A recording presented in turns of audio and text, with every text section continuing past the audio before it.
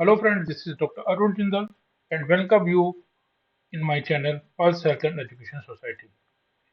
आज एक बहुत इम्पोर्टेंट टॉपिक के बारे में बात कर रहा हूँ। जैसा कि आप सब लोग जानते हैं, आप सब लोग ने कई बार अटेंड भी की होगी वर्कशॉप। एजुकेशन का टॉपिक है, नर्सिंग एजुकेशन का टॉपिक है। उस नर्सिंग एजुकेशन टॉपिक में एक टॉपिक आता है वर्कशॉप। वर्कशॉप का मतलब क्या है, वर्कशॉप क्यों कंडक्ट करनी चाहिए, इससे क्या बेनिफिट है, क्या एडवांटेज है, क्या डिसएडवांटेज है, इन सब के बारे में बात करेंगे। तो स्टार्ट करते हैं अपनी क्लास। वर्कशॉप, वर्कशॉप का मतलब क्या है, क्या समझते हैं आप इस टॉपिक से, वर्कशॉप से? Okay, meaning of workshop, it is a shop of work, not a shop of talk. इसका मतलब क्या है? इसका मतलब ये है, वर्कशॉप जो है, जहाँ यहाँ पर ज्यादा बात करने की जरूरत नहीं है, यहाँ पर काम करने की जरूरत है। काम करने का मतलब क्या है? It is regarding the development of skill और शार्पनिंग ऑफ योर स्किल्स। कैसे डिफाइन कर सकते हैं हम? Workshop can be defined here A group of individual who work together toward the solution of a problem in a given subject matter or field during a specific period of time। एक particular time के बीच में और एक particular subject के ऊपर a group of individual will meet at a one place and they will discuss about that and will try to find out the solution of that problem। और इसको इस तरह से भी डिफाइन कर सकते हैं, group of 10 to 25 person who have assembled to share a common interest or problem and improve their knowledge and skills through intensive study, research, practice and discussion। इसका मतलब ये है, देखो, एक तो इस बात को समझो कि अगर वर्कशॉप हो रही है तो वहां पर एक जो ग्रुप है वो छोटा रखना पड़ेगा।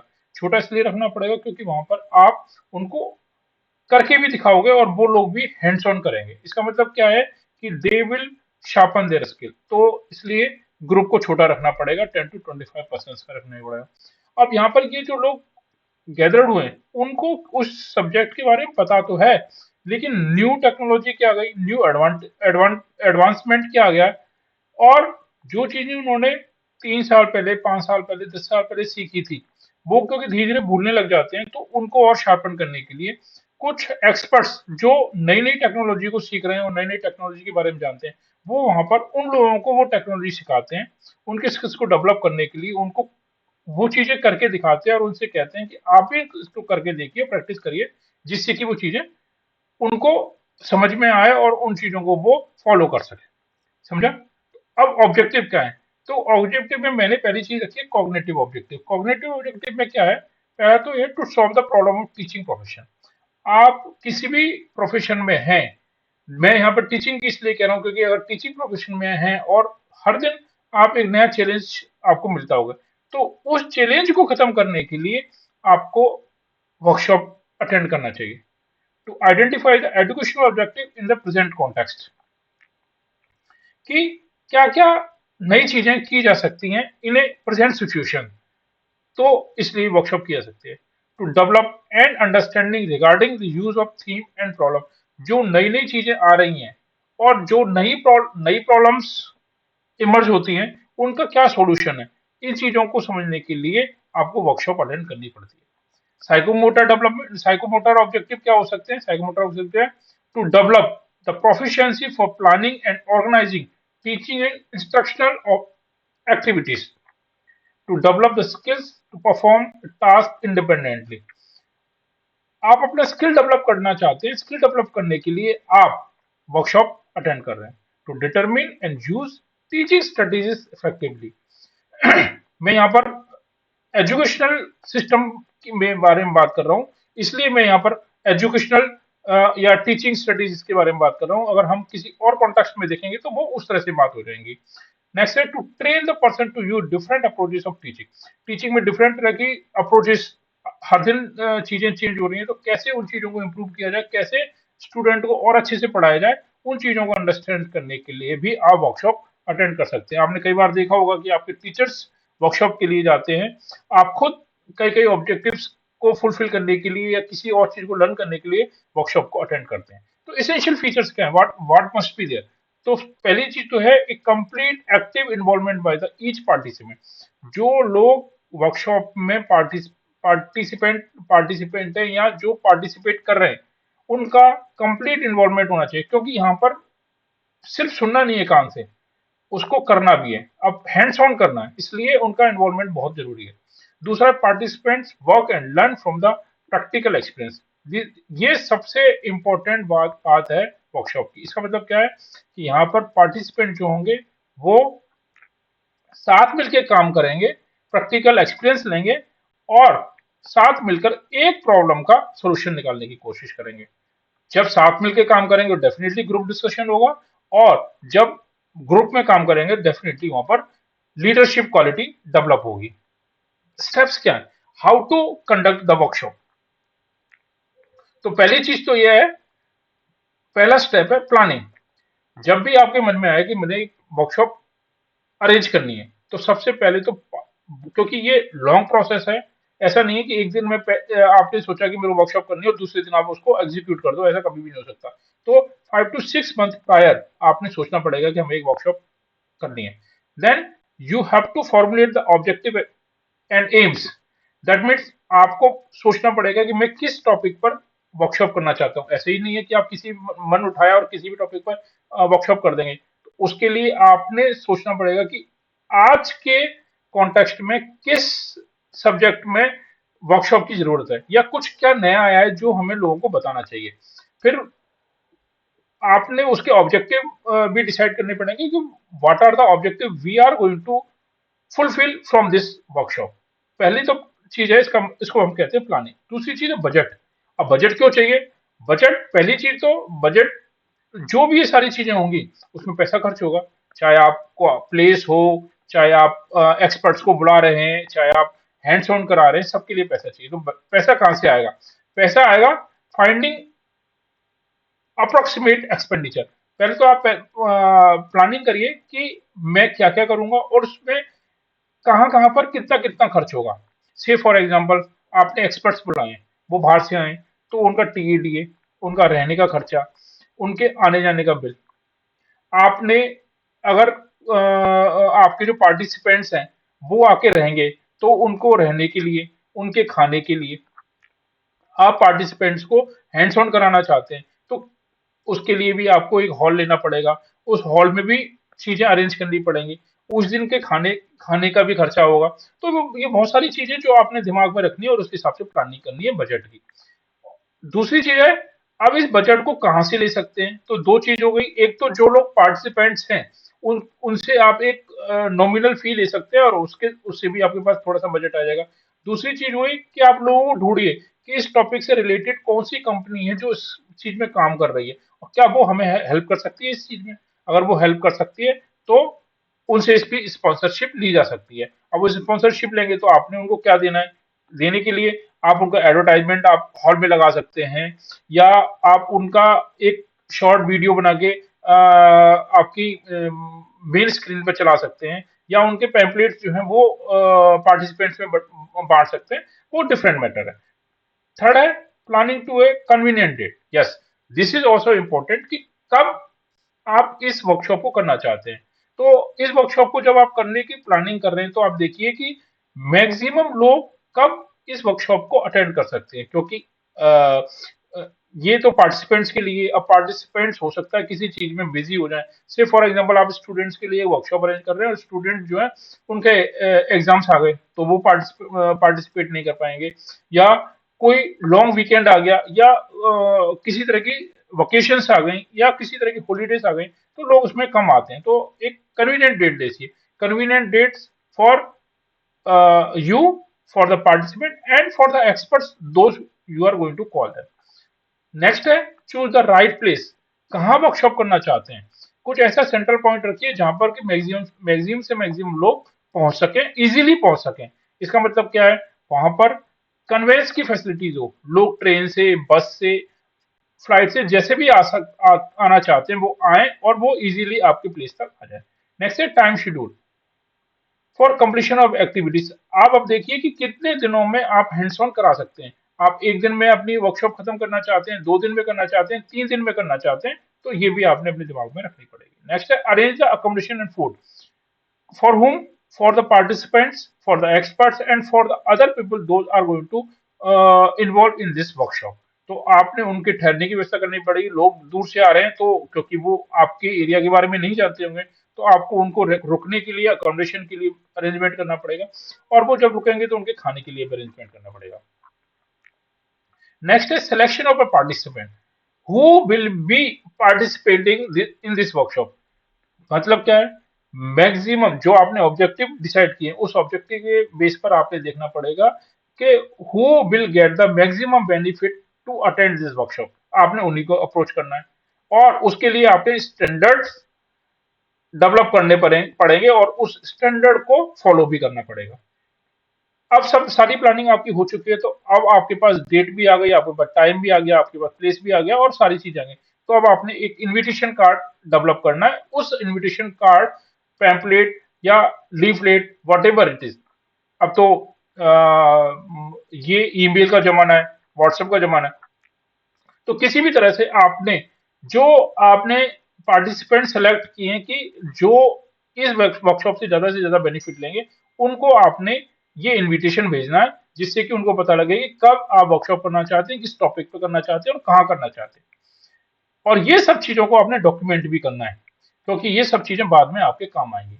और मैक्सिमम पब्लिसिटी करनी है। मैक्सिमम पब्लिसिटी मतलब जो लोग इस चीज में इन्वॉल्व होंगे, उन लोगों तक ये इन्फॉर्मेशन जानी चाहिए कि भाई वहां पर ये वर्कशॉप हो रही है और इस वर्कशॉप में ये टॉपिक कवर करे जाएंगे, ये उनके ऑब्जेक्टिव है। तो आप न्यूज़पेपर से, मास मीडिया से, डायरेक्ट मेलिंग से, फोन से, व्हाट्सएप से, किसी भी तरह से लोगों से जुड़कर अपनी वर्कशॉप की पब्लिसिटी करें।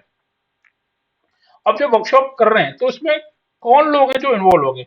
तो सबसे पहली बात तो ऑर्गेनाइजर, जो वर्कशॉप को ऑर्गेनाइज करना चाहते हैं। से फॉर एग्जांपल आपका कॉलेज, अगर आप किसी कॉलेज में हैं वहां पे वर्कशॉप हो रही है, तो जो कॉलेज है वो आपका ऑर्गेनाइजर है, वो वर्कशॉप अरेंज कर रहे हैं। दूसरा है कन्वेनर। अब उस कॉलेज में से किसी भी एक फैकल्टी को, दो फैकल्टीज को ये पूरी रेस्पॉन्सिबिलिटी दे दी गई है कि आपने इस वर्कशॉप को कंडक्ट कराना है और स्मूथली कंडक्ट कराना है। तो ये हो गए आपके कन्वेनर। थर्ड है एक्सपर्ट्स और रिसोर्स पर्सन। मैंने जैसे कि आपको प्लानिंग में बताया था कि आपने एक्सपर्ट्स, अब नाउ जो आपने ऑब्जेक्टिव डिसाइड किए हैं कि हमने ये ऑब्जेक्टिव इस वर्कशॉप के बाद फुलफिल होने चाहिए, तो उसके हिसाब से आपको पता है कि हमने वर्कशॉप में कौन कौन से टॉपिक कवर करने हैं। अब वो टॉपिक के एक्सपर्ट कौन कौन है, उनसे भी आपने कांटेक्ट करना और उनको वर्कशॉप के लिए बुलाना। और last but not least the participants और trainees, those are going to get the benefit from this workshop. अब इसके स्टेजेस कैसे होंगे। तो फर्स्ट है presentation of the theme of providing awareness. पहले तो अवेयरनेस क्रिएट करनी है। इसमें क्या होगा, इसमें एक्सपर्ट जो आपने बुलाए वो अपने पेपर प्रेजेंट करेंगे on the decided theme. Decided theme क्या थी, जो वर्कशॉप की थीम है। तो अब आप मेरे से ये क्वेश्चन पूछोगे कि सर, जब यहाँ पर एक्सपर्ट आए हैं और वो अपनी थीम, जो गिवन थीम है उसके बारे में पेपर प्रेजेंट कर रहे हैं, तो ये तो something is similar like a seminar. पर नहीं, ये सेमिनार नहीं है। क्यों सेमिनार नहीं है, क्योंकि यहाँ पर all participants are divided into the group for the completion of the task. Expert will guide the group.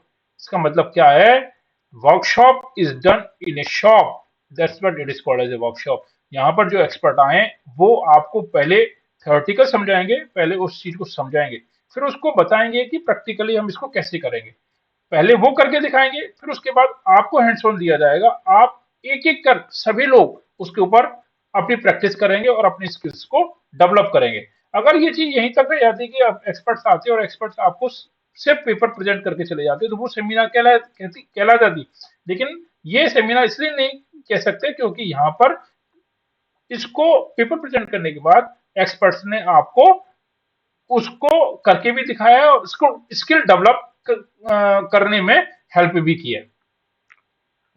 उसके बाद आपने क्या करना है, आपने इवेल्यूशन करना है, evaluation of the work. All the group will meet again and present the report of the work done at the second stage.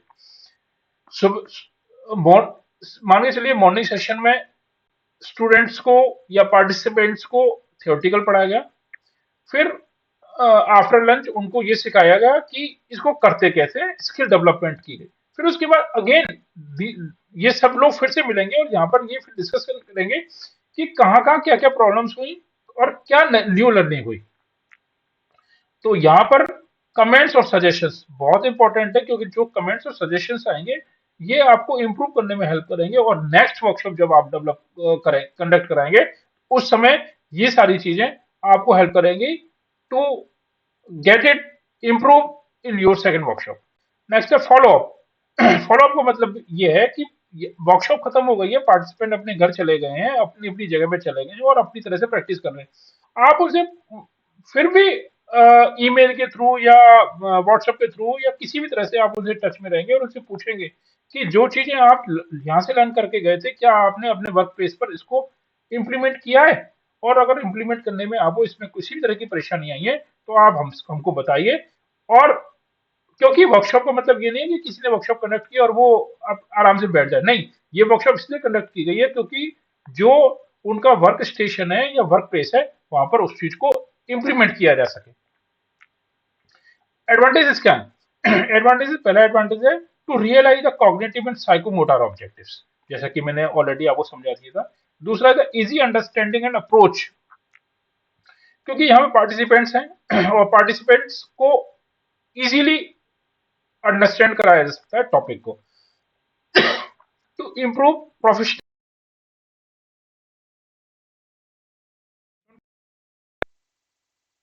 वो इम्प्रूव होंगे।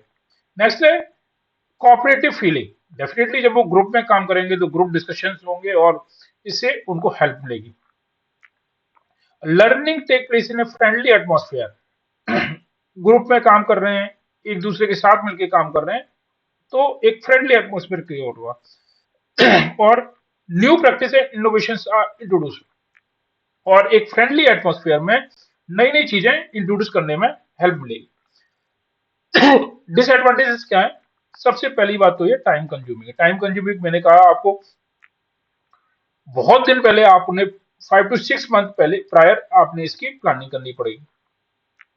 दूसरा है difficult to get the subject experts. Yes, जिस topic के experts को आप बुलाना चाहते हैं वो आपके नजदीक नहीं है, आपको इजीली अवेलेबल नहीं हो रहे हैं, और जो टाइम वो दे रहे हैं उस टाइम पर आपकी वर्कशॉप नहीं है, या आपकी वर्कशॉप जिस टाइम पर वो टाइम पर वो सब्जेक्ट एक्सपर्ट्स अवेलेबल नहीं है, तो ये बहुत सबसे बड़ी प्रॉब्लम हो सकती है।